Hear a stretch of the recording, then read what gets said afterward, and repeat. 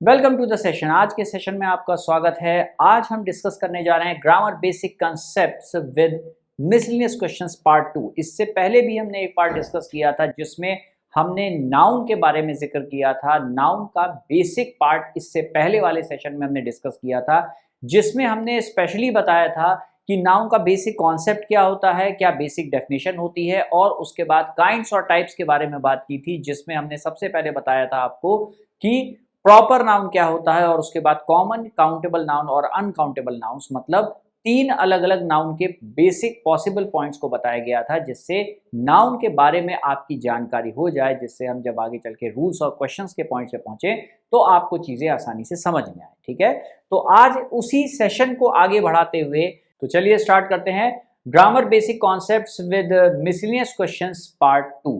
आज के सेशन में हम स्पेशली जो है नाउन्स के अगले कैटेगरी की तरफ बढ़ रहे हैं, जिसे कहते हैं मटेरियल नाउन्स और एब्स्ट्रैक्ट नाउन्स, और उनको समझाने के बाद फिर हम जाएंगे मिसलेनियस क्वेश्चंस की तरफ। ठीक है, तो चलिए स्टार्ट करते हैं ग्रामर में बेसिक कॉन्सेप्ट्स में नाउन्स और उसके बाद मिसलेनियस क्वेश्चंस पार्ट 2। देखिए बेसिक कॉन्सेप्ट्स में क्या आता है, नाउन के सेकंड पार्ट में क्या आ रहा है। देखिए मटेरियल नाउन, डेफिनेशन क्या होती है इसकी, everything is made of some material, that material used is material known. ऐसे समझना बहुत आसान है, हर चीज किसी ना किसी तत्व, एलिमेंट, पदार्थ या सब्सटेंस से बनती है, और जो भी चीज का निर्माण आपको करना है उसके लिए आपको कोई ना कोई रॉ मटेरियल लेना पड़ेगा। उस रॉ मटेरियल का जो नाम होगा, जिसका इस्तेमाल करके आप उस चीज को बनाएंगे, उसे मटेरियल नाउन की कैटेगरी में रखेंगे। ठीक है, मटेरियल से मटेरियल नाउन, ऐसे याद रखना आसान है। ठीक है, जिस मटेरियल का यूज करेंगे आप उस चीज को बनाने में, अगर सेंटेंस में उस चीज को बनाने के लिए जिसे भी आप बनाना चाह रहे हैं, जिस मटेरियल का इस्तेमाल किया गया उसका जिक्र होगा उसके नाम का, तो वो मटेरियल नाउन की कैटेगरी में आ जाएगा। ऐसे समझना आसान है। ठीक है, देखिए इसे एग्जाम्पल से और अच्छे से समझ सकते हैं। जैसे हमने कहा आयरन है, जिंक है, कॉपर है, गोल्ड है, वुड है, ग्लास है, ये सब या तो पदार्थ हैं, या ये सब्सटेंस है, या कोई तत्व या एलिमेंट है, ठीक, कोई मेटल है। तो इन सब का इस्तेमाल करके अगर इनसे मेड ऑफ कोई चीज हो, मतलब इनका इस्तेमाल करके कोई चीज को बनाया जाए, तो ये सब मटेरियल की तरह यूज होंगे, और ऐसी स्थिति में इनको हम मटेरियल नाउन कैटेगरी में रखेंगे। वरना एक बात याद रखिए, ये सारे के सारे वर्ड अपने आप में प्रॉपर नाउन भी हैं। ये सब अपने आप में यूनिक है। यूनिक चीजें मैंने बताया था प्रॉपर नाउन होती हैं। आपको याद होगा जितने भी एलिमेंट्स, तत्वों के नाम या पदार्थों के नाम आज तक आपने सुने हैं, सब अपने आप में यूनिक हैं, सबकी प्रॉपर्टी अलग है, सबका मेल्टिंग या बॉइलिंग पॉइंट अलग है, इसलिए सबके सब अपने आप में यूनिक है, तो प्रॉपर नाउन कैटेगरी में आएंगे, मतलब व्यक्तिवाचक संज्ञा। लेकिन अगर इनमें से किसी का भी इस्तेमाल करके वाक्य में जाहिर होती है ये बात कि आप कुछ बना रहे हैं, किसी चीज का निर्माण कर रहे हैं, तो निर्माण करते समय ये मटेरियल की तरह यूज होंगे, और मटेरियल की तरह जब यूज होंगे तो इन्हें मटेरियल नाउन की कैटेगरी में हमें रखना ही पड़ेगा। ठीक है, जैसे identify the material nouns in the sentences. अब देखिए हम यहां से पहचान करते हैं, एग्जाम्पल से ज्यादा अच्छी से चीजों को समझाते हैं। अगर हम सिर्फ परिभाषा के बेस पर रहेंगे तो चीजें याद नहीं रहेंगी। ठीक है, ये बात मेरी ध्यान रखिएगा, हमेशा एग्जाम्पल्स की मदद लीजिएगा, ज्यादा अच्छे समझ में आएगा। Iron is a hard metal, iron एक हार्ड मेटल है, तो हम क्या बता रहे हैं यहां, आयरन की बेसिक प्रॉपर्टी। यहां हम आयरन की बेसिक प्रॉपर्टी बता रहे हैं, तो बेसिक प्रॉपर्टी बताने की वजह से यहां पर आयरन जो है वो प्रॉपर नाउन है। ठीक है, प्रॉपर नाउन की कैटेगरी में आ जाएगा, क्योंकि आयरन की बेसिक प्रॉपर्टी बता रहे हैं कि वो हार्ड मेटल है। हम आयरन से किसी चीज के बनाने का, निर्माण करने की बात का जिक्र नहीं कर रहे हैं। लेकिन अगर हम सेंटेंस में ऐसी कोई बात कहें, जैसे देखिए तीसरे वाले सेंटेंस में, this chair is made of would. अब वुड का इस्तेमाल, मेड ऑफ याद रखिएगा, वुड का इस्तेमाल किया गया है चेयर को बनाने में, चेयर वुड से बनी है, तो वुड का इस्तेमाल कैसे किया गया है, मटेरियल की तरह किया गया है, इसलिए यहां पर ये मटेरियल नाउन है, क्योंकि मेड ऑफ लग गया। आसान तरीका ये है कि आप याद रखिए मेड ऑफ कहां लिखा हुआ है, जब भी मेड ऑफ के बाद किसी एलिमेंट, पदार्थ, सब्सटेंस या तत्व का नाम लिखा होगा तो वो मटेरियल नाउन की श्रेणी में आ जाएगा, क्योंकि उसका इस्तेमाल उसे निर्माण करने के लिए किया गया है। अब देखिए gold is a precious metal, gold एक प्रेशियस मेटल है, कीमती मेटल है, तो सोना कीमती मेटल है, ये तो सबको पता ही है कि सोना जो है कीमती है, तो इसमें कौन सी बड़ी बात है, ये तो उसकी बेसिक प्रॉपर्टी है, तो ये प्रॉपर नाउन है क्योंकि आप इसमें सोने से कुछ बनाने की बात का जिक्र नहीं कर रहे हैं, आप उसकी बेसिक प्रॉपर्टी बता रहे हैं। जैसे door is made of glass, देखिए मेड ऑफ के आते ही ग्लास कौन सी कैटेगरी में आ गया, मटेरियल नाउन में, क्योंकि ग्लास का इस्तेमाल करके आपने क्या बनाया है, दरवाजे को बनाया, तो दरवाजे को बनाने के लिए ग्लास का इस्तेमाल आपने मटेरियल की तरह किया, तो ये मटेरियल नाउन हो गया। अगर ऐसा ना होता तो ये प्रॉपर नाउन होता, क्योंकि ग्लास अपने आप में यूनिक है, इसकी अलग अलग प्रॉपर्टीज भी हैं। ठीक, आई होप यहां तक आपको समझ में आया होगा बेसिक प्रॉपर्टीज चीजों की। चलिए कुछ और एग्जांपल देखते हैं।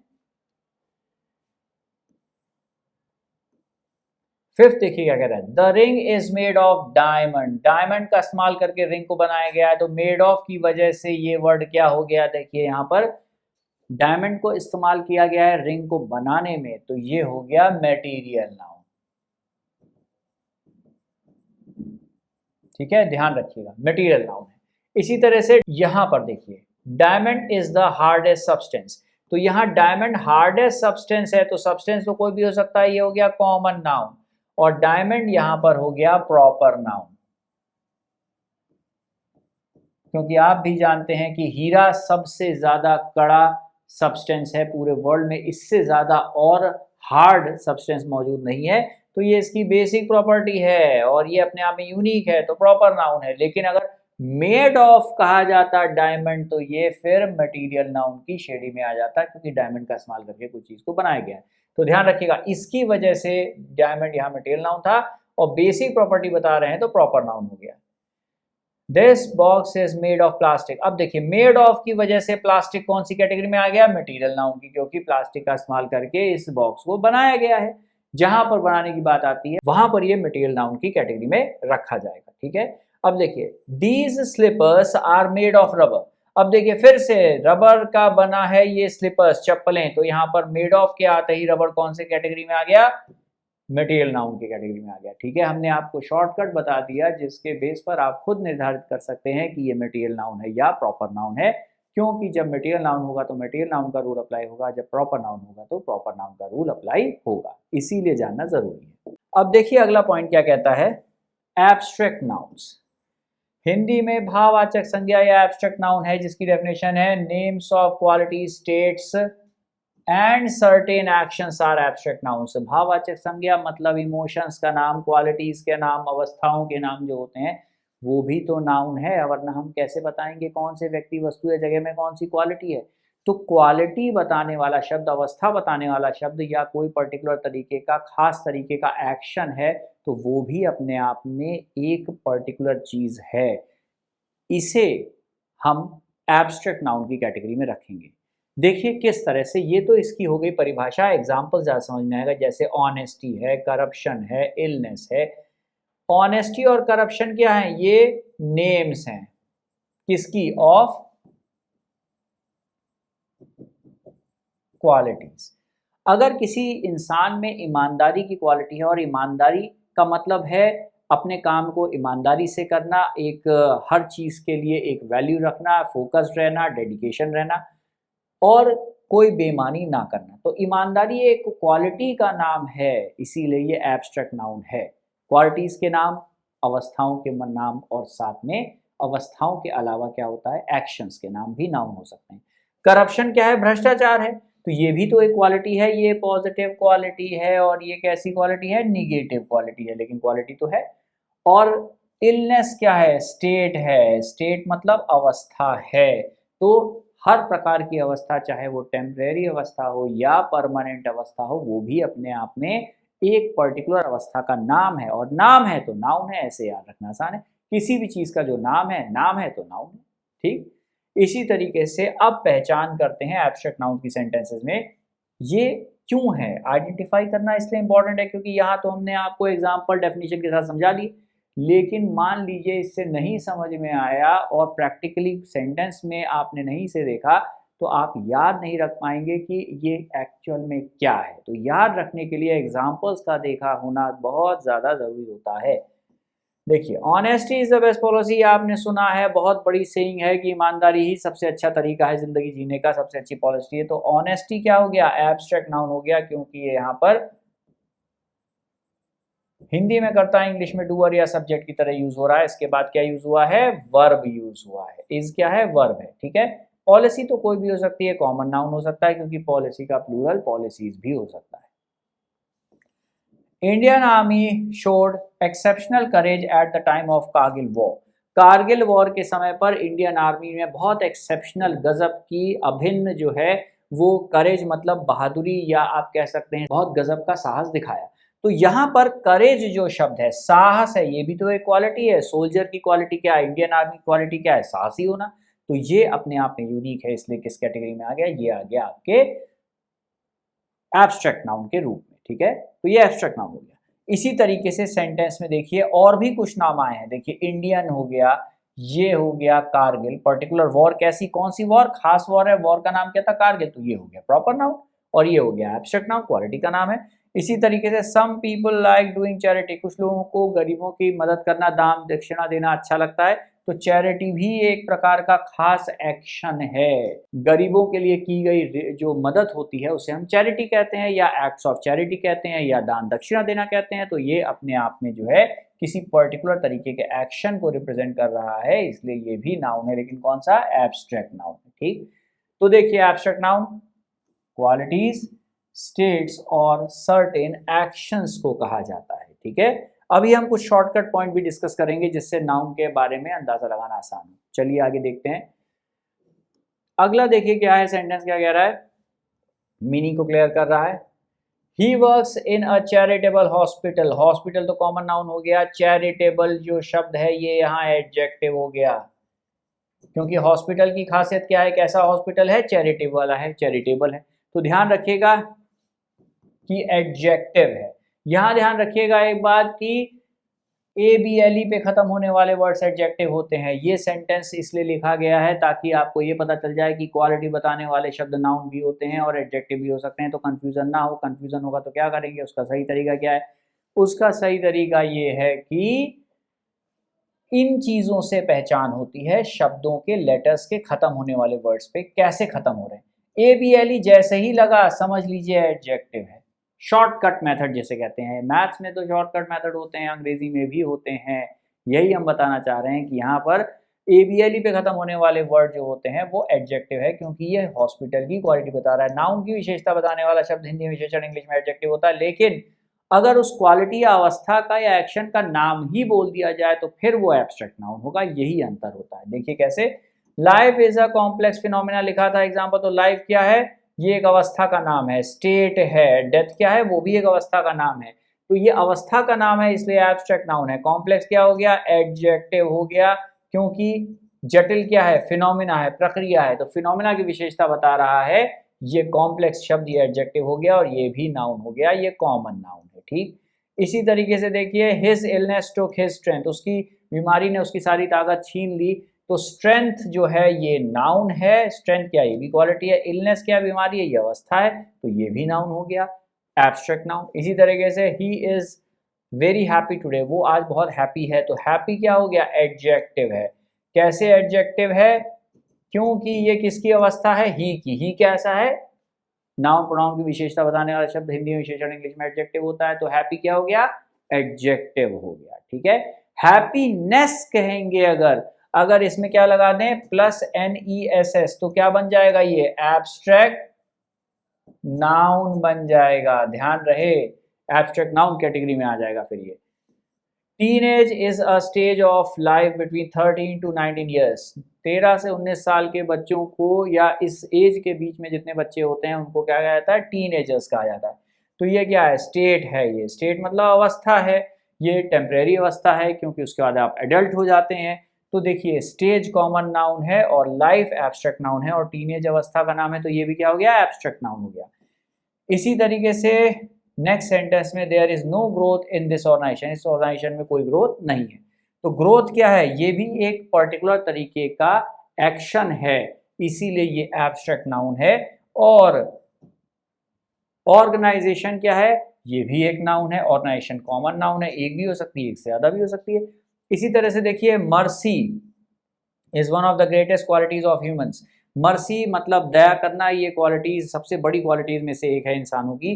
तो ये मर्सी करना मतलब अगेल दान दक्षिणा करना, मदद करना लोगों का, दैट इज मर्सी या चैरिटी होता है। तो ये भी एब्स्ट्रैक्ट नाउन है और ये एब्स्ट्रैक्ट नाउन है। और साथ में ग्रेटेस्ट हो गया, एडजेक्टिव हो गया और क्वालिटीज हो गया, ये कॉमन नाउन हो गया। ह्यूमंस इंसान कॉमन नाउन है, कोई भी हो सकता है। तो देखिए इस तरह से हमने यहाँ पर आइडेंटिफाई किया कि नाउन्स जो होते हैं किस तरीके के होते हैं और क्या होते हैं। यहाँ हमने एब्स्ट्रैक्ट नाउन्स की बात की और इसके पहले हमने मटेरियल नाउन का बेसिक आइडिया आपको समझा दिया। आई होप यहाँ तक आपको ये चीजें समझ में आ गई होंगी। अब देखिए ये पॉइंट्स बताने के बाद एक इंपॉर्टेंट और हिस्सा है जो अब बताना जरूरी है यहाँ पर, वो ये है कि कभी नाउन में एब्स्ट्रैक्ट नाउन को पढ़ने में आपको कंफ्यूजन हो जाए कि कॉमन नाउन है, एब्स्ट्रैक्ट नाउन है या कौन सा नाउन है, इसके बारे में बात करने में, नाउन पहचानने में कभी समस्या हो, तो उसका भी एक बहुत आसान तरीका हम आपको बताने जा रहे हैं। इस तरीके का इस्तेमाल करिए और आपको अंदाजा लग जाएगा कि ये कौन सी कैटेगरी के नाउन में आता है। जैसे अगर कोई भी शब्द, कोई भी वर्ड, अब देखिए यहां पर ऐसे शब्द की हम बात कर रहे हैं, वर्ड्स एंडिंग विद, अगर कोई भी शब्द आपको दिखता है जो शब्द जो है वो खत्म हो रहा है TION पे, SSION पे या TY पे, CY पे या NESS पे, ठीक है, या TH पे या MENT पे, तो ध्यान रखिएगा जो भी शब्द TION पे खत्म हो रहे हो, SSION पे खत्म हो रहे हो, TY पे, CY पे, NESS, TH या MENT, इन लेटर्स पे खत्म होने वाले जितने भी शब्द होंगे वो सारे के सारे एब्स्ट्रैक्ट नाउन की कैटेगरी में होंगे। ध्यान रखिएगा वो सब के सब नाउन्स की कैटेगरी में होंगे और एब्स्ट्रैक्ट नाउन की कैटेगरी में होंगे जनरली। तो अब आपको पता है कि इन सारे शब्दों पे खत्म होने वाले वर्ड्स नाउन होते हैं। तो अगली बार कभी कंफ्यूजन हो जाए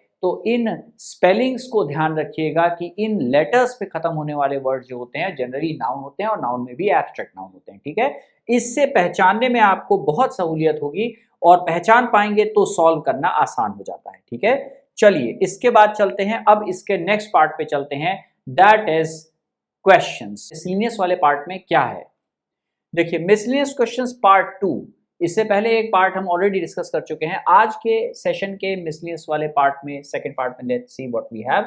select the incorrectly spelled word है, जो वर्ड इनमें से ऐसा है जिसका स्पेलिंग गलत है वो हमको कंफर्म करना है।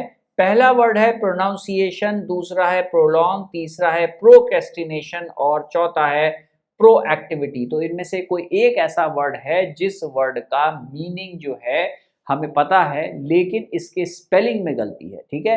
तो स्पेलिंग और मीनिंग के साथ, दोनों ही चीजों के साथ अभी हम बातें करने जा रहे हैं इसके बारे में, ठीक है। प्रोनाउंसिएशन हो गया, प्रोलॉन्ग हो गया, प्रोक्रेस्टिनेशन हो गया और प्रोएक्टिविटी हो गया। इनमें से एक वर्ड मिस स्पेल्ड है, मतलब स्पेलिंग की मिस्टेक होना। ध्यान रखिएगा एक बात कि स्पेलिंग को सही करने का सबसे अच्छा तरीका होता है डिक्टेशन या हिंदी में इमला। जितना ज़्यादा आप बोलेंगे, लिखेंगे, उस चीज़ को प्रैक्टिस करेंगे, उतना ज़्यादा स्पेलिंग से स्ट्रांग होंगे, क्योंकि स्पेलिंग की गलत होने की वजह से शब्द का जो मीनिंग होता है वो गलत हो जाता है और कई बार अर्थ का भी अनर्थ हो जाता है, क्योंकि अंग्रेजी में मिलते जुलते स्पेलिंग वाले भी वर्ड्स होते हैं जिनके मीनिंग्स अलग अलग हो सकते हैं, ठीक है। तो इसीलिए स्पेलिंग का याद रहना बहुत ज़रूरी है। तो चलिए अब इनके आंसर एक्सप्लेनेशन पे देखते हैं आकर के कि कौन सा स्पेलिंग गलत है, ठीक है। देखिए तो वर्ड जो गलत था वो था प्रोनाउंसिएशन। देखिए प्रोनाउंसिएशन और प्रोनाउंसिएशन, एक और बात मैं बताना चाहूंगा कि प्रोनाउंसिएशन नहीं, प्रोनंसिएशन सही इसका उच्चारण है इस शब्द का। PRONOUNCIATION की जगह पे PRONOUNCIATION प्रोनंसिएशन है, ठीक है, नाउन नहीं है, नन है। तो यहां पर डिफरेंस था, ये सही स्पेलिंग है और ये गलत स्पेलिंग है, जिसकी वजह से ये हमारा आंसर हो गया इनकरेक्टली स्पेल्ड का। प्रोलॉन्ग का मतलब है किसी चीज को खींच देना, एक्सटेंड कर देना। एक्सटेंड कर देना, प्रोलॉन्ग करना, जैसे प्रोलॉन्ग जो है डिजीज है, बहुत लंबा खिंच गई कोई चीज, कोई वर्क खिंच गया बहुत ज्यादा लंबा तरह से, तो एक्सटेंड हो गया, प्रोलॉन्ग हो गया। और प्रोक्रेस्टिनेशन का मतलब होता है टालना, किसी चीज को पोस्टपोन कर देना या किसी चीज को टाल देना। जो टालना कहते हैं ना कि टाल मटोल करना है, भाई तुम बात को जो है हमेशा खींचे रहते हो तो प्रोलॉन्ग किए रहते हो, तुम बात को टालते हो तो प्रोक्रेस्टिनेशन करते हो कि आज की जगह कल, कल की जगह परसों, परसों की जगह नरसों और नरसों की जगह कभी नहीं। ये जो होता है प्रोक्रेस्टिनेशन कहलाता है। और प्रो एक्टिविटी का मतलब होता है बहुत पहले ही आपको कोई एक्शन ले लेना, किसी कार्य के होने से पहले प्रोएक्टिव होना, ठीक है, ये मीनिंग होता है, ठीक है। तो अब देखिए यहां आंसर क्या निकला, प्रोनाउंसिएशन निकला, दैट इज प्रोनाउंसिएशन के बेस पर नाउन नहीं होगा, नन होगा, प्रोनाउंसिएशन। ये सही स्पेलिंग था, ये गलत था। चलिए दूसरा क्वेश्चन देखते हैं। दूसरा क्वेश्चन बहुत ज्यादा यूज होता है, ध्यान रखिएगा कॉम्पिटिटिव एग्जामिनेशंस में, ये बहुत बार आया हुआ एक ईडियम और फ्रेज जो आप कहते हैं लोकोक्ति, मुहावरे या कहावतें। ये जो है लोकोक्ति, मुहावरे या कहावतें, ईडियम फ्रेज दिया हुआ है, जिसके लिए ये 4 ऑप्शन दिए हैं, कौन सा सही है ये हमें डिसाइड करना है। गिफ्ट ऑफ द गैब, ये एक ऐसा वर्ड है जो बहुत ज्यादा पॉपुलर है और बहुत अलग अलग एग्जामिनेशन से पूछा गया है, तकरीबन सारे कॉम्पिटिटिव एग्जामिनेशन में ये इतना पॉपुलर फ्रेज है कि जरूर आता है। ग्राउंड लेवल का है बहुत, लेकिन कई लोग इसे नहीं जानते हैं, तो आज इसकी जानकारी हम कंफर्म कर लेते हैं।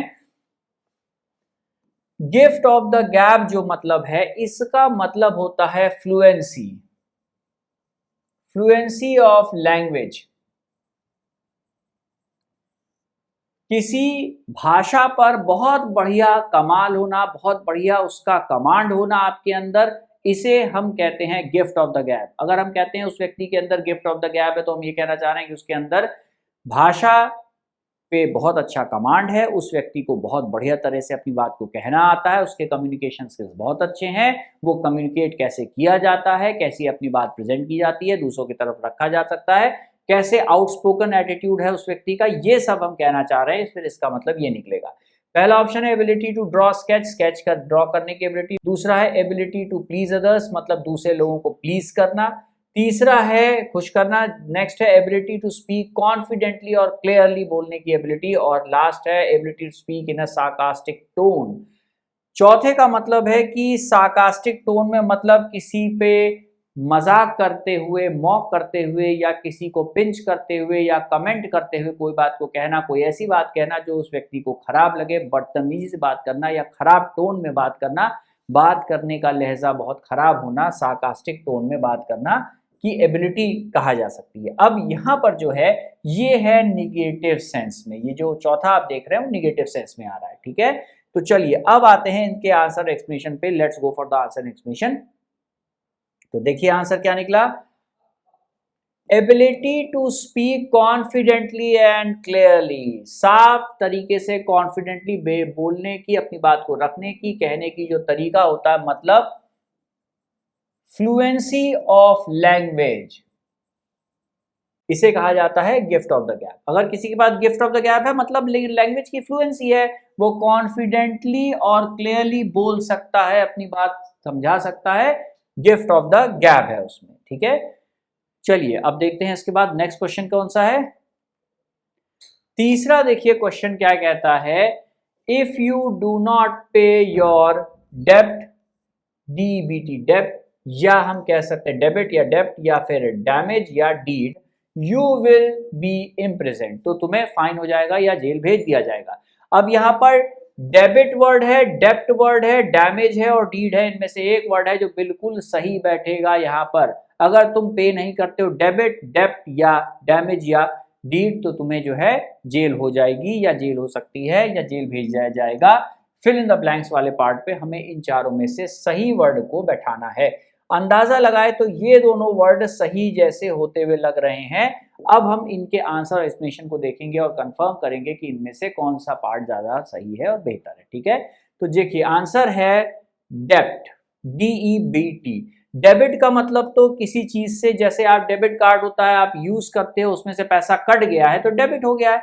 और हम कहते हैं डेब्ट मतलब उधार, अगर तुम अपना उधार नहीं चुकाओगे तो तुम्हें जेल हो जाएगी। डेब्ट मतलब कर्जा, यहाँ DBT का मतलब है कर्जा, कर्जा नहीं चुकाओगे तो जाहिर सी बात है कोर्ट केस होगा, कोई व्यक्ति आपको जेल भेज देगा।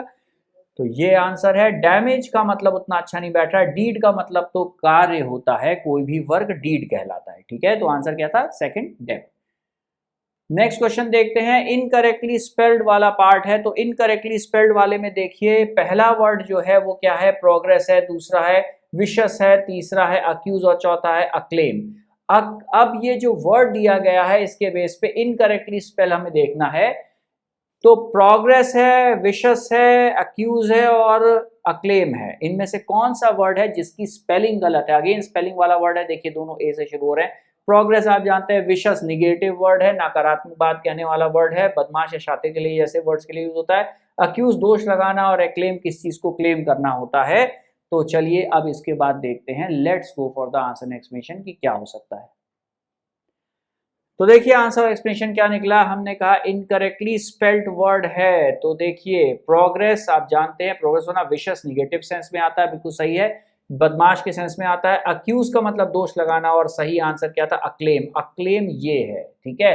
अक्लेम का मतलब होता है किसी चीज को क्लेम करना, ठीक है, उस पर जो है अपना हक जताना, इस सेंस में मीनिंग निकलता है अक्लेम का। और ये जो है अक्लेम का ACCLAIM होता है, ना कि AME। तो ये सही और ये गलत है, ठीक है। तो इस बेस पे आंसर क्या हुआ? अक्लेम। फोर्थ वाला ऑप्शन जो है यहां पर एरर वाला पार्ट में था। नेक्स्ट क्वेश्चन देखिए। इस बार हमारे सामने जो क्वेश्चन है वो है सब्स्टिट्यूट द अंडरलाइन सेगमेंट को हमें सब्स्टिट्यूट करना है, चेंज करना है। अगर वो सही है तो in that case no substitution required है, मतलब इसमें हमें ग्रामर के बेस पर और मीनिंग के बेस पर डिसाइड करना है सबसे ज्यादा सही कौन सा ऑप्शन है। अब देखिए यहाँ क्या कह रहा है, sky diving was a rare opportunity that I had got. Sky diving मतलब आकाश में किसी एरोप्लेन से जाकर के पैराशूट बांध करके जो कूदते हैं उसे स्काई डाइविंग कहते हैं, ठीक है। ये एक तरीके का बहुत बड़ा एडवेंचर स्पोर्ट होता है। तो कह रहा है स्काई डाइविंग जो है एक रेयर अपॉर्चुनिटी, मतलब एक बहुत ही रेयर अवसर था जो आसानी से नहीं उपलब्ध होता, बड़ी मुश्किल से मुझे उपलब्ध हुआ था और मुझे मिला था। I had got, so even though I was exhausted I decided to go for it. और मैं थका हुआ था बुरी तरह से, इसके वो बात अलग थी कि उसके अलावा कि मैं बुरी तरह से थका हुआ था, बुरी तरह से एग्जॉस्टेड था, मतलब बिल्कुल ताकत नहीं थी, फिर भी मैंने सोचा कि मैं ये काम करूंगा। I decided to go for it. अब इवन, सो इवन दो, इतने पार्ट को जो है हमें रिप्लेस करना है एज येट दो से, स्टिल इवन इफ से, या सो डिस्पाइट हाउ एवर से। अब मैं आपको बताना चाहूंगा इसमें ग्रामर का एक बहुत इंपॉर्टेंट हिस्सा क्या है, डिस्पाइट और हाउ एवर। डिस्पाइट का मतलब होता है के बावजूद, फिर भी, और इसका भी मतलब यही होता है। तो दोनों चीजें सेम मीनिंग में है, तो ये एक साथ नहीं आनी चाहिए। स्टिल इवन इफ, फिर भी अगर मैं कहता हूं उसके बावजूद, तो यहां पर आप कहना चाह रहे हैं के बावजूद कि मैं बहुत थका हुआ था। स्टिल इवन इफ का यूज जो है ऐसे सेंटेंसेस में नहीं होता है, पास्ट परफेक्ट टेंस में है। और एज येट दो, येट और दो भी सेम मीनिंग दे रहे हैं, इसलिए ऐसे एज के साथ एज येट दो, एज दो तो हो सकता है लेकिन येट के साथ एज और दो इस्तेमाल जनरली नहीं होते हैं। तो इस तर्क से ये दोनों साथ में नहीं इस्तेमाल होते हैं इसके, और इस सेंटेंस ये लॉजिकली सही नहीं बैठेगा। और ये जो पार्ट है वो so despite how ever, despite और हाउएवर का भी सेम मीनिंग है, तो एक जैसे मीनिंग को कहने के लिए, एक बात को कहने के लिए सेम वर्ड का इस्तेमाल एक साथ नहीं किया था। इसीलिए जो देखिए यहाँ आंसर है वो क्या है, that is no substitution required, ठीक है। तो आज के सेशन में हमने काफी सारी नई चीजें सीखी। आई होप आज का सेशन आपके लिए फ्रूटफुल रहा हो, और फिर अगले सेशन में इसी से रिलेटेड और बातें करेंगे। Thank you and take care.